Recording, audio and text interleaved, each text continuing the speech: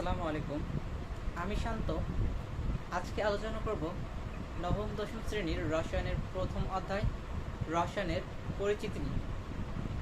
তোমাদেরকে তোমাদের নতুন বই এইখান থেকে আমি তোমাদের পড়াবো। তো চলো কথা না বাড়িয়ে ক্লাস শুরু করা যাক। প্রথমে তোমরা যদি হোয়াইট বোর্ডে একটু লক্ষ্য করো তাহলে দেখবে আমি কিছু প্রশ্ন আগে থেকে লিখে রেখেছি। The concept of chemistry, রসায়নের ধারণা। রসায়ন কি? রসায়ন হচ্ছে বিজ্ঞানের এমন একটি শাখা যেখানে পদার্থের গঠন, পদার্থের ধর্ম ও পদার্থের পরিবর্তন নিয়ে আলোচনা করা হয়। পার্ট 1-এ বলা হয়েছে রসায়নের পরিচিতি সম্পর্কে, ইন্ট্রোডাকশন টু কেমিস্ট্রি। বিজ্ঞানের একটি শাখা হচ্ছে প্রাকৃতিক বিজ্ঞান। আর প্রাকৃতিক বিজ্ঞান কি? এখানে প্রশ্ন লেখা হয়েছে যে প্রাকৃতিক বিজ্ঞান কি, এর কাজ কি, এর শাখাসমূহ কি কি। প্রাকৃতিক বিজ্ঞান হচ্ছে এমন এক বিজ্ঞান যেখানে প্রাকৃতিক এবং প্রকৃতির ঘটনা সম্পর্কিত বিষয় নিয়ে আলোচনা করা হয়। এর কাজ হচ্ছে যুক্তি দিয়ে পর্যবেক্ষণ করে বা অনুসন্ধান করে প্রাকৃতির কোনো ঘটনা বা বিষয়বস্তু সম্পর্কে বোঝা বা ভবিষ্যৎবাণী করাই হচ্ছে প্রাকৃতিক বিজ্ঞানের কাজ। প্রাকৃতিক বিজ্ঞানের একটি শাখা হচ্ছে রসায়ন বিজ্ঞান। আর রসায়নের কাজ হচ্ছে পদার্থের গঠন, পদার্থের ধর্ম ও পদার্থের পরিবর্তন নিয়ে আলোচনা। পদার্থের শাখাসমূহ হচ্ছে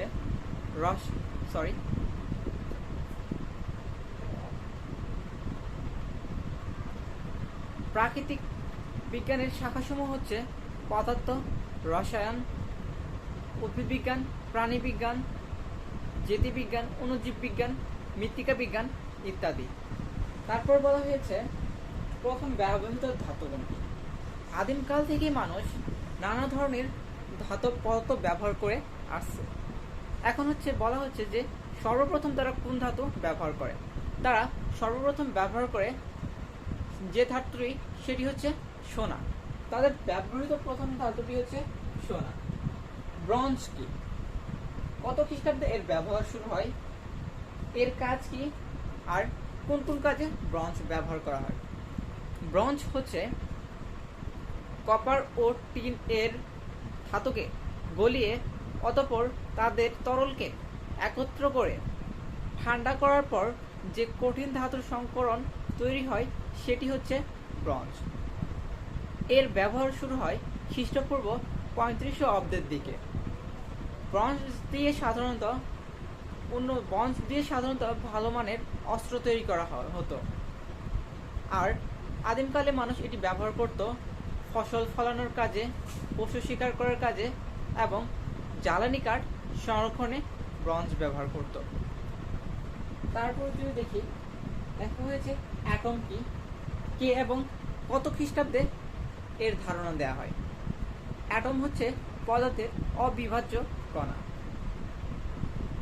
গ্রিক দার্শনিক ডেমোক্রিটাস উল্লেখ করেন যে প্রত্যেক পদার্থকে ভাঙলে শেষ পর্যন্ত এমন একটি কণা পাওয়া যাবে, এমন একটি ক্ষুদ্র কণা পাওয়া যাবে যাকে আর কখনো ভাঙা যাবে না। তিনি একে নাম দেন অ্যাটম বা অবিভাজ্য, যার অর্থ হচ্ছে অবিভাজ্য। 380 অব্দের দিকে তিনি এই ধারণাটি প্রবর্তন করেন। কিন্তু অনেক বিজ্ঞানী তার এই মতের সমর্থন করলেও কিছু কিছু বিজ্ঞানী তার মত বিরোধিতা করেন।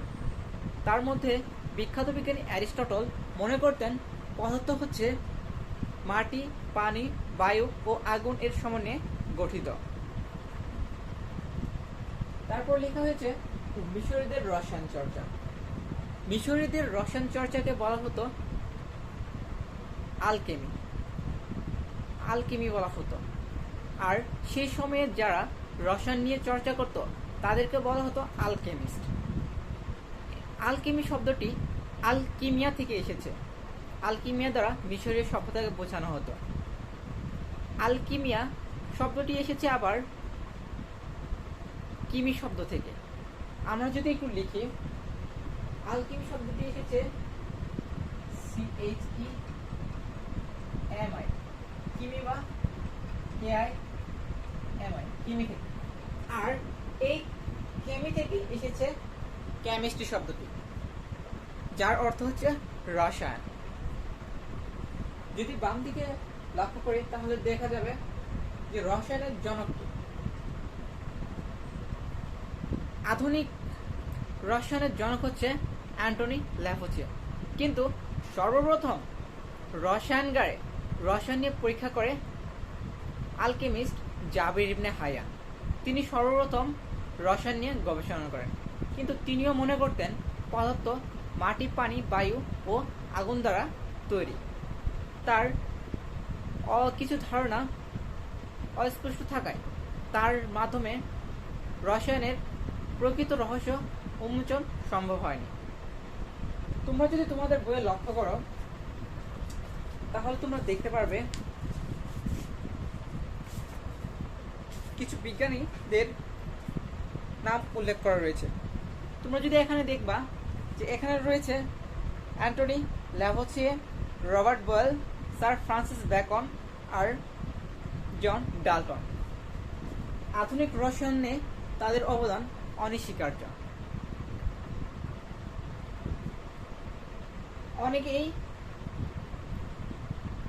অনেকেই জাবির ইবনে হায়ানকে রসায়নের জনক বলতো, কিন্তু আধুনিক রসায়নের জনক বলা হতো অ্যান্টনি ল্যাভোসিয়েকে। এখানে বলা হয়েছে কাঁচা আমের মধ্যে কি থাকে? কাঁচা আমের মধ্যে থাকে ম্যালিক অ্যাসিড, আর এই জন্য কাঁচা আম টক লাগে। আম যখন পাকে তখন আমের রাসায়নিক পরিবর্তনের মাধ্যমে আমের মধ্যে গ্লুকোজ ও ফ্রুক্টোজ উৎপন্ন হয়, যার জন্য আম মিষ্টি লাগে। তারপর যদি লক্ষ্য করি তাহলে দেখতে পারবো কাঠ, কেরোসিন প্রাকৃতিক গ্যাস। কাঠ, কেরোসিন প্রাকৃতিক গ্যাস ও মোমের প্রধান উপাদান হচ্ছে হাইড্রোকার্বন। আমরা এখানে কাঠ না, কাঠের প্রধান উপাদান হচ্ছে সেলুলোজ। কেরোসিন প্রাকৃতিক গ্যাস আর মোমের প্রধান উপাদান হচ্ছে হাইড্রোকার্বন। কার্বন ও হাইড্রোজেনের সমন্বয়ে এটি গঠিত। পেটের অ্যাসিডিটির জন্য অ্যান্টাসিড খাওয়া হয় কেন? পেটে অতিরিক্ত পরিমাণে হাইড্রোক্লোরিক অ্যাসিড জমা হইলে সাধারণত আমাদের অ্যাসিডিটি হয়। আর আমাদের অ্যাসিডিটি হলে অ্যান্টাসিড খাওয়া হয়। এই জন্য অ্যান্টাসিডের থাকে অ্যালুমিনিয়াম অক্সাইড ও অ্যালুমিনিয়াম হাইড্রোক্সাইড ও ম্যাগনেসিয়াম হাইড্রোক্সাইড, যা অ্যাসিডকে প্রশমিত করে। এই জন্য আমাদের পেটে অ্যাসিডিটি হলে অ্যান্টাসিড খাওয়া হয়। এটা গেল তোমার হচ্ছে রসায়নের পরিচিতি। এই থেকে আমরা যদি আলোচনা করি,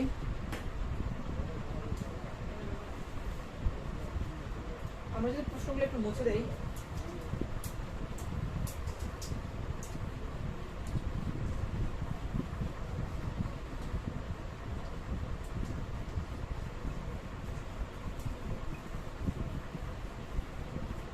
আর পার্ট 2 দেখি, যেখানে বলা হয়েছে রসায়নের পরিধি।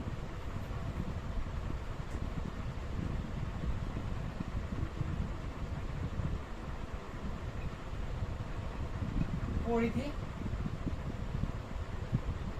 বা ক্ষেত্রসমূহ।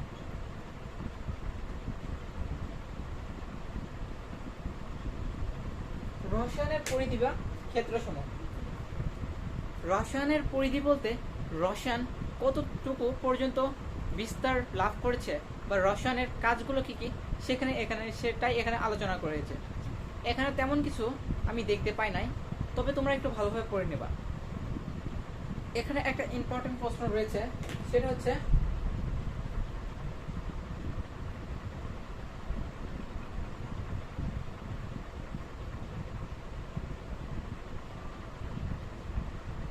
প্রতিটি দেহকে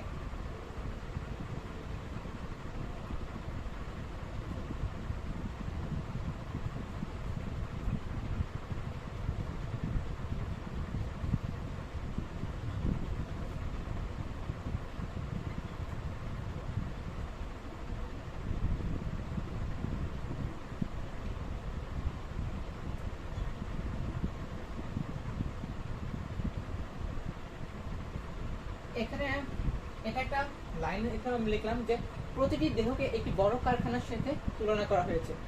এখানে প্রশ্ন হতে পারে যে প্রতিটি দেহকে কেন একটি বড় কারখানার সাথে তুলনা করা হয়েছে। কারণ হচ্ছে আমাদের দেহে প্রতিনিয়ত নানা রকমের জৈব রাসায়নিক বিক্রিয়া সংঘটিত হচ্ছে, যার জন্য আমরা চলাফেরা করতে পারি এবং যার জন্য বলা যায় আমরা বেঁচে আছি। এই রাসায়নিক ক্রিয়াগুলো যদি বন্ধ হয়ে যায় তাহলে আমরা হয়তো আর বেঁচে থাকতে পারবো না। তাই আমাদের দেহকে রসায়নের কারখানার সাথে একটি বড় কারখানার সঙ্গে তুলনা করা হয়েছে। তোমরা চাইলে এটা আমি তোমাদেরকে সাজিয়ে দিতে পারবো। তোমরা যদি ধৈর্য সহকারে ক্লাসটি করো তাহলে তোমাদের পরবর্তীতে মানে ক্লাস শেষে যে 10 মিনিট থাকবে সেই সময় আমি এই অধ্যায়ের উপর তোমাদের জন্য কিছু নোট রাখবো, যা সহজেই তোমাদের এই অধ্যায় সম্পর্কে পুরোপুরি ধারণা দিতে সাহায্য করবে। তো চলো তারপরে কি দেখা যাক। রসায়নের পরিধি সম্পর্কে থেকে এই প্রশ্নটা খুবই ইম্পর্টেন্ট। তারপর যদি দেখি আমরা এখানে কিছু ছক রয়েছে। বায়ুর প্রধান উপাদান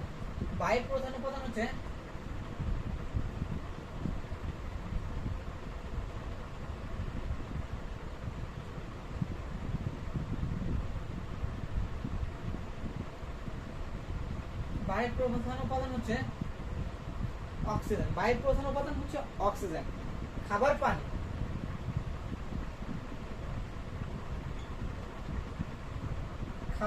হচ্ছে H2O, হাইড্রোজেন অক্সাইড। খাবার পানিতে দুই ধরনের হাইড্রোজেন ও অক্সিজেন থাকে। আর এখানে থাকে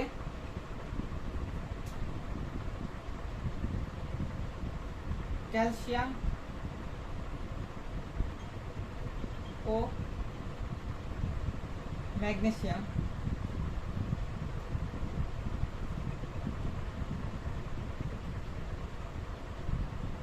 ক্যালসিয়াম ও ম্যাগনেসিয়াম সহ অন্যান্য খনিজ পদার্থ।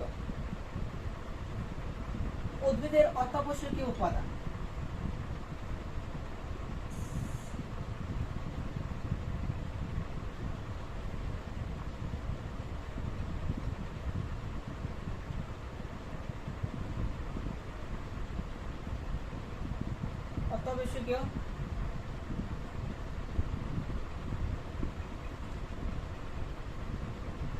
উদ্ভিদের অত্যাবশ্যকীয় উপাদান হচ্ছে 7টি।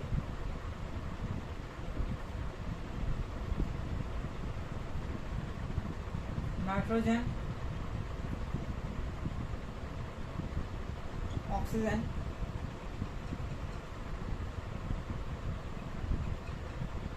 Carbon,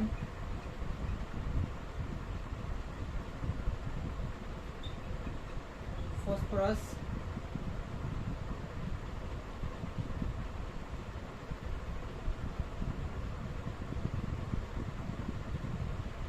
calcium,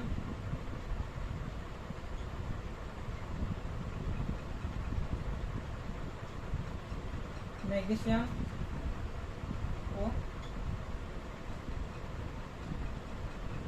potassium. উদ্ভিদের অত্যাবশ্যকীয় উপাদান হচ্ছে 7টি। নাইট্রোজেন, অক্সিজেন,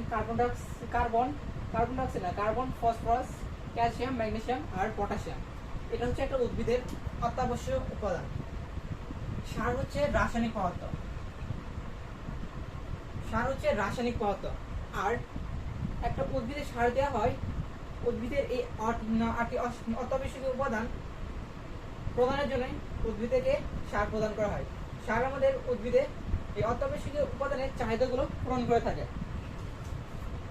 তারপর যদি দেখি কাগজের প্রধান উপাদান হচ্ছে, আচ্ছা এটা একটু মুছে দেই।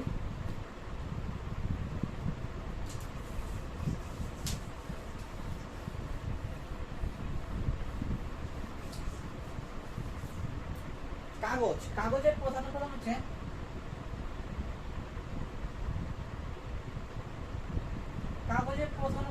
সেলুলোজ।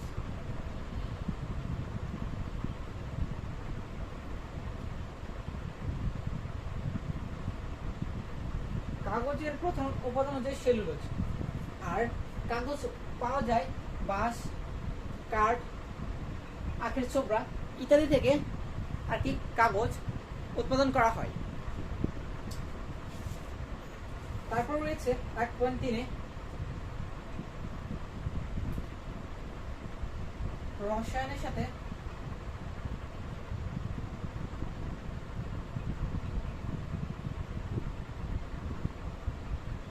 বিজ্ঞানের অন্যান্য শাখার সম্পর্ক।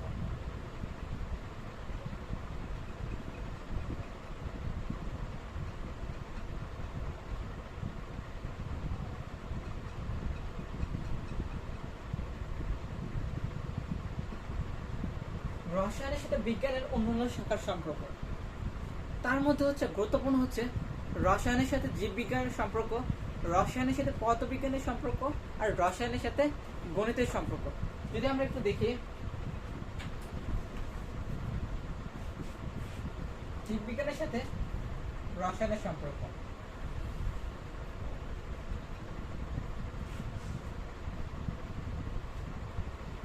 জীববিজ্ঞানের সাথে রসায়নের সম্পর্ক।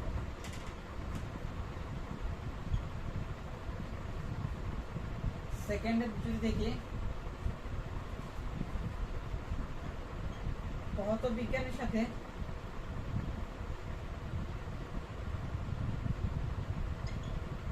রসায়নের সম্পর্ক।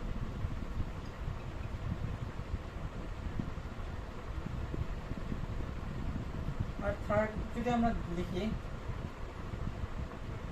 গণিতের সাথে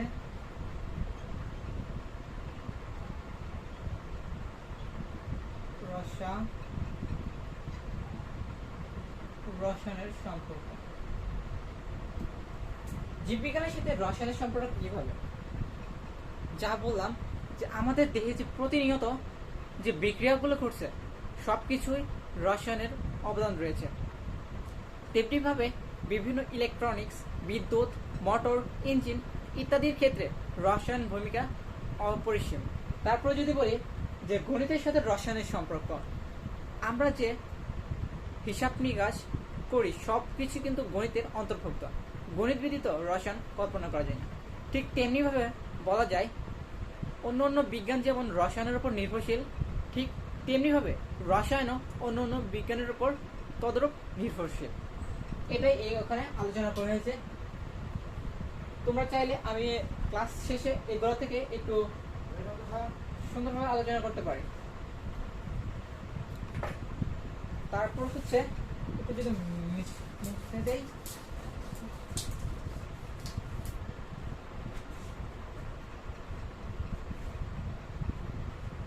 তারপর যদি দেখি যে পাঠ 4 রয়েছে রসায়ন পাঠের গুরুত্ব।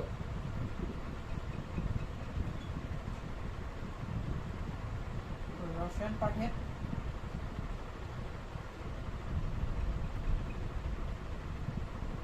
গুরুত্ব, রসায়ন পাঠের গুরুত্ব, রসায়ন পাঠের গুরুত্ব এখানে মূলত আলোচনা করা হয়েছে রসায়ন আমরা কেন পড়ব, এর গুরুত্ব কি।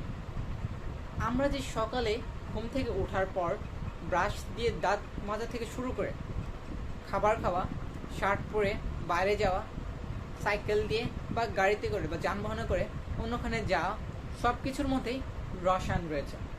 আমরা যে পেস্ট বা ব্রাশ দিয়ে দাঁত ব্রাশ করি সেখানে যে রাসায়নিক উপাদানের মাধ্যমেই এগুলো তৈরি করা হয়েছে।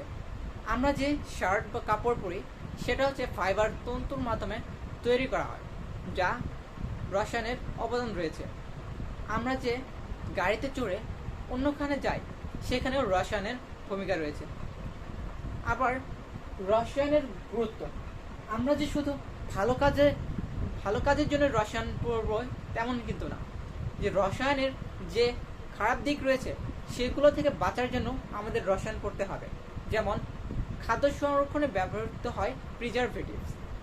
কিছু লোক আছে যারা নিজেদের স্বার্থের জন্য খাদ্যকে দীর্ঘমেয়াদী করার জন্য অতিরিক্ত হারে প্রিজারভেটিভস ব্যবহার করে, যার জন্য খাদ্য হয়ে পড়ে ঝুঁকিপূর্ণ, অস্বাস্থ্যকর। তেমনিভাবে অনেক সময় অধিক ফলন লাভের আশায় কৃষকরা জমিতে অতিরিক্ত পরিমাণে বা নির্দিষ্ট হারের চাইতে বেশি পরিমাণে সার ব্যবহার করে, যা পরবর্তী সময়ে জলাশয়ে গিয়ে মাছের ক্ষতি করতে পারে। এগুলো রসায়নের পরিমিত ব্যবহারই বা রসায়নের পাঠের মাধ্যমে আমরা জানতে পারি। তাই বলা যায় রসায়ন পাঠের যথাযথ ব্যবহার আমাদের জীবনকে করতে পারে অনেক সুন্দর, অনেক আরামদায়ক। আর এর অপরদিকে যে রসায়নের প্রতি যদি আমরা ভালোভাবে গুরুত্ব না দিই, তাহলে এটি আমাদের জীবনকে ধ্বংস করে দিতে পারে। রসায়ন পাঠের গুরুত্বের মধ্যে মূলত এটি আলোচনা করা হয়েছে। তারপরে পরবর্তীতে যদি দেখা হয়, তাহলে এখানে দেখবা 1.5 আলোচনা করা হয়েছে রসায়ন অনুসন্ধান ও গবেষণার ধাপসমূহ।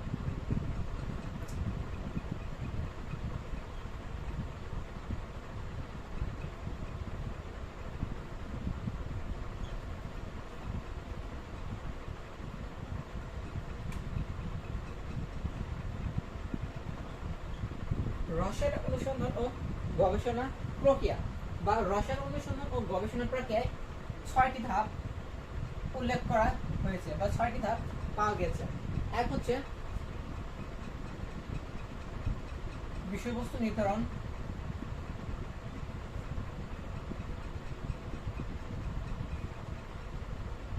দুই হচ্ছে বিষয়বস্তু সম্পর্কে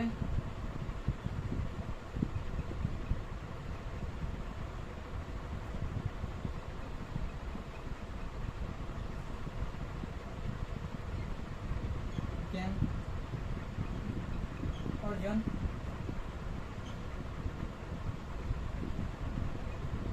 কাজের পরিকল্পনা,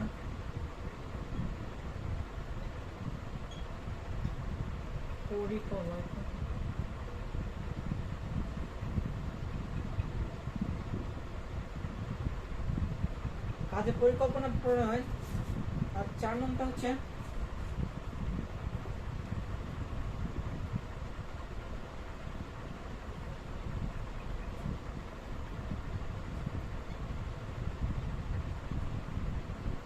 পরীক্ষণ।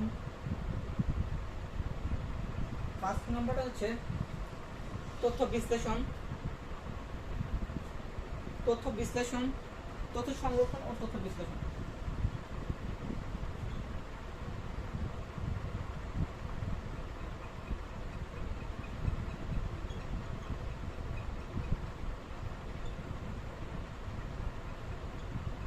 তথ্য সংরক্ষণ ও তথ্য বিশ্লেষণ। আর 6 দেওয়া হয়েছে ফলাফল সংগ্রহ ও ফলাফল বিশ্লেষণ।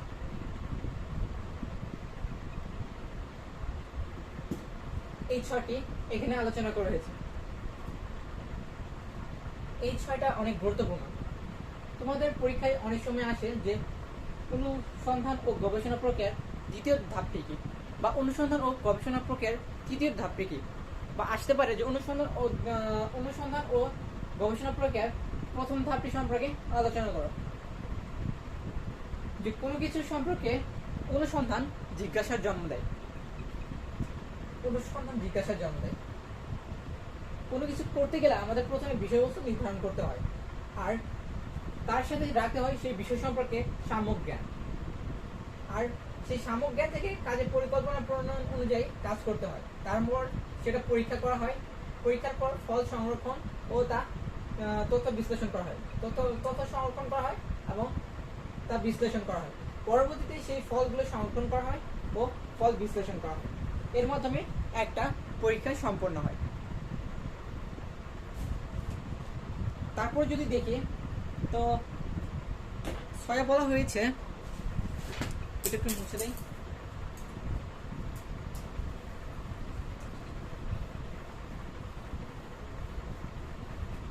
6 বলা হয়েছে যে রসায়নের, যদি আমি একটু আমার ভাষায় বলি, ছয় বলা হয়েছে যে আমরা যে রসায়নগারে রাসায়নিক কাজ করি বা রসায়নের যে পরীক্ষা নিরীক্ষা করি, সেগুলো যে আমাদের জন্য কতটা বিপজ্জনক বা সেগুলো থেকে রক্ষার জন্য আমাদের কি কি করণীয় সেই সম্পর্কে এখানে বলা হয়েছে। এখানে বলা হয়েছে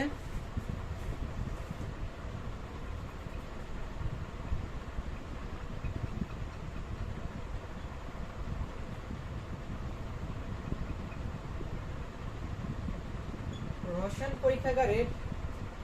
পরীক্ষাগার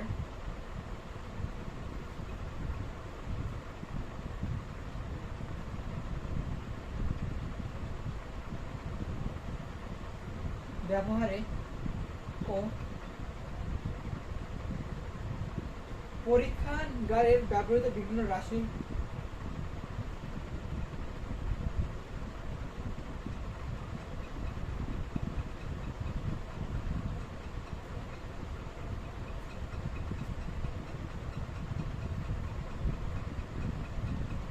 রাসায়নিক দ্রব্য সম্বন্ধে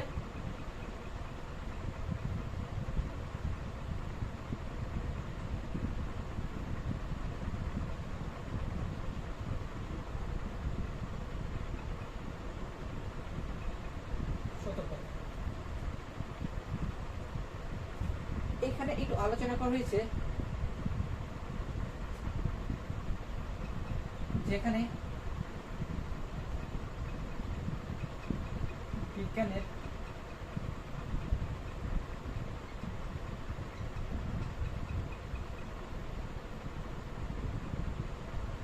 বিজ্ঞানের বিভিন্ন বিষয় নিয়ে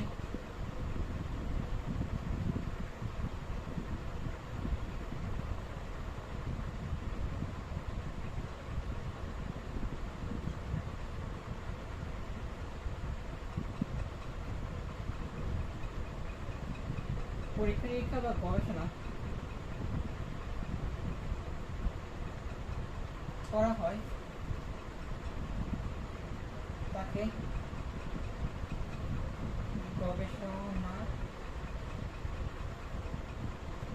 গবেষণাগার বলে। যেখানে বিজ্ঞানের বিভিন্ন বিষয় নিয়ে পরীক্ষা নিরীক্ষা বা গবেষণা করা হয় তাকে গবেষণাগার বলে। আর রসায়ন গবেষণাগার হচ্ছে যেখানে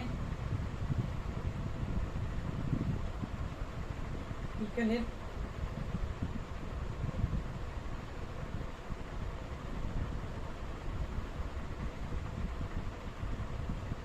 যেখানে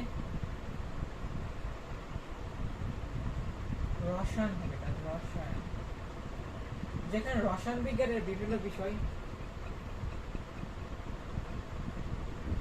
নিয়ে পরীক্ষা নিরীক্ষা বা গবেষণা করা হয়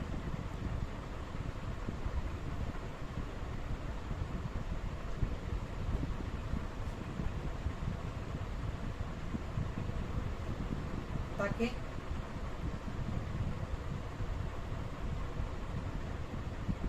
রসায়ন পরীক্ষাগার বলে।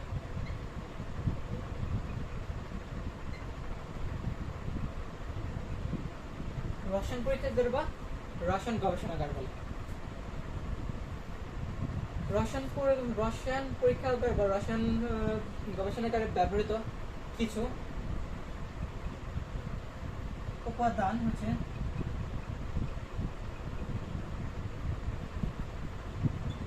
অ্যাপ্রন,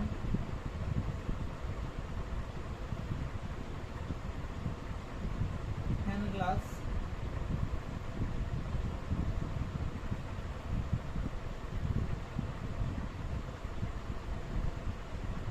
নিরাপদ গগলস বা নিরাপদ চশমা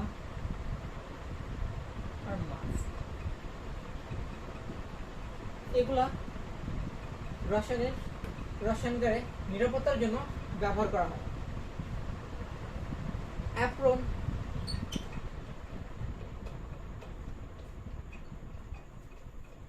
অ্যাপ্রন মূলত ব্যবহার করা হয় আমাদের পোশাক যেন নষ্ট না হয়ে যায় সেই জন্য অ্যাপ্রন ব্যবহার করা হয়, যার মাধ্যমে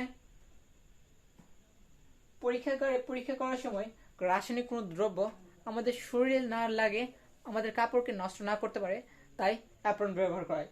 অ্যাপ্রন সাধারণত সাদা রঙের হয়, আর এটি হয় মূলত হাতের কবজি পর্যন্ত এবং হাঁটুর নিচ পর্যন্ত পরা হয়ে থাকে। হ্যান্ড গ্লাভস, আমরা যখন রসায়নগারে পরীক্ষা নিরীক্ষা করি তখন নানা রকম পদার্থ নিয়ে কাজ করতে হয় যা আমাদের হাতের ক্ষতি করতে পারে। তা থেকে রক্ষার জন্য আমাদের হ্যান্ড গ্লাভস ব্যবহার করতে হয়। গগলস, অনেক সময় আমাদের চোখের ক্ষতি হতে পারে, যেমন রাসায়নিক দ্রব্য ব্যবহার করার সময় কিছু গ্যাস আমাদের চোখে যেতে পারে, বা হঠাৎ করে যখন আমাদের চোখে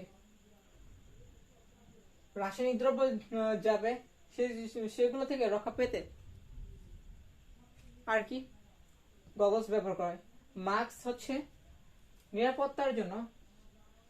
যখন অনেক সময় দেখা যায় বিভিন্ন প্রকার গ্যাসীয় পদার্থ পরীক্ষা করার সময় সৃষ্টি হয়, সেই থেকে রক্ষা পাওয়ার জন্য আমাদের মাস্ক ব্যবহার করতে হবে।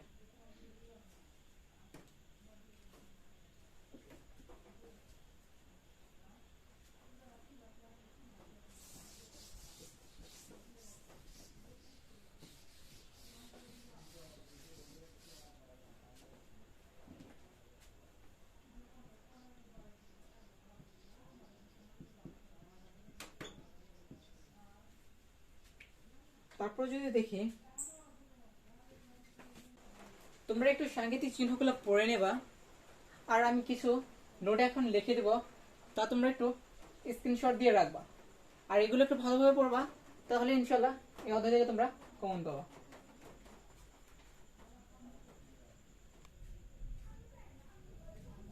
তোমরা এই অংশটা একটু স্ক্রিনশট দিয়ে রাখো।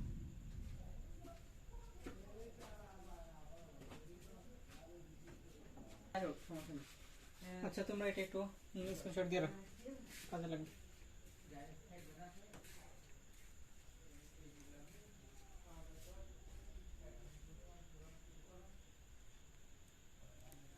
আচ্ছা, তোমরা এটাকে একটু স্ক্রিনশট দিয়ে রাখো। বিষয়গুলো তোমরা ভালোভাবে পড়বা, অনেক গুরুত্বপূর্ণ, একটু স্ক্রিনশট দিয়ে রাখো।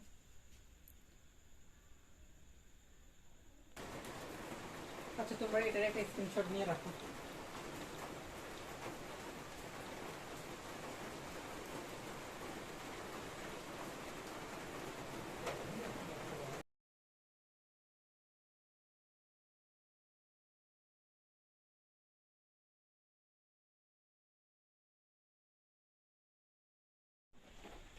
তোমরা সকলেই এটার একটা পিক উঠায় নাও।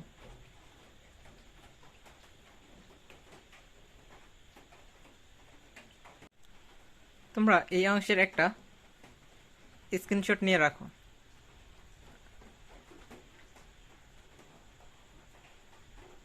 এর পরবর্তী ক্লাসে আলোচনা করব 10টা সৃজনশীল এই অধ্যায়ের উপর। আর তোমরা অবশ্যই সাংকেতিক চিহ্ন কোন প্রতীক দ্বারা কোন অর্থ প্রকাশ করে এটা ভালো করে দেখবা। তারপরে দেখবা অনুসন্ধান ও গবেষণার সেই 6টি ধাপ। আর যা পড়েছি তা তোমরা যদি একটু ভালো করে দেখো তাহলে এই অধ্যায় সম্পর্কে পুরোপুরি ধারণা পাবে তোমরা। আজকে তাহলে এই পর্যন্তই। ধন্যবাদ সবাইকে।